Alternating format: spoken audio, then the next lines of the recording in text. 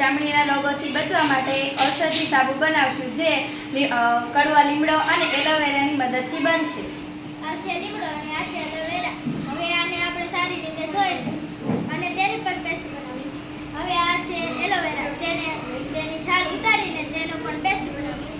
તો આપણી પાસે આ લીમડાની પેસ્ટ અને એલોવેરાની પેસ્ટ તૈયાર છે.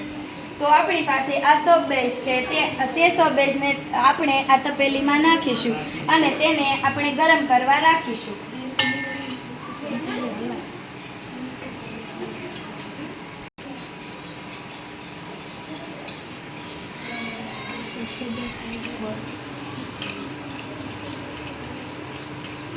હવે આપણે એલોવેરા અને લીમડાની પેસ્ટ 2-3 ચમચી નાખીશું.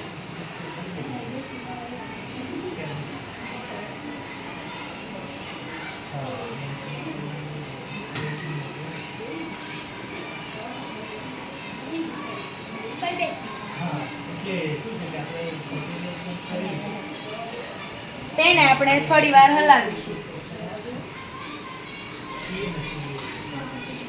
ત્યારબાદ આપણે ગુલાબજળની 1 ચમચી નાખીશું.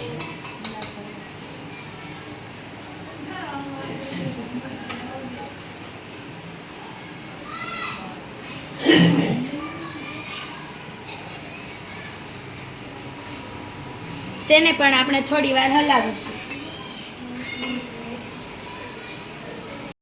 તો આપણો પ્રવાહી તૈયાર છે. તો આપણે આ પ્રવાહીને ધીરે ધીરે ટ્રેમાં નાખીશું.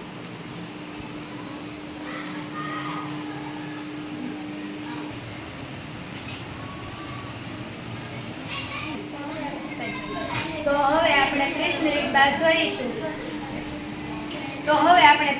બાદ જોઈશું કે સાબુ જામી ગયો છે.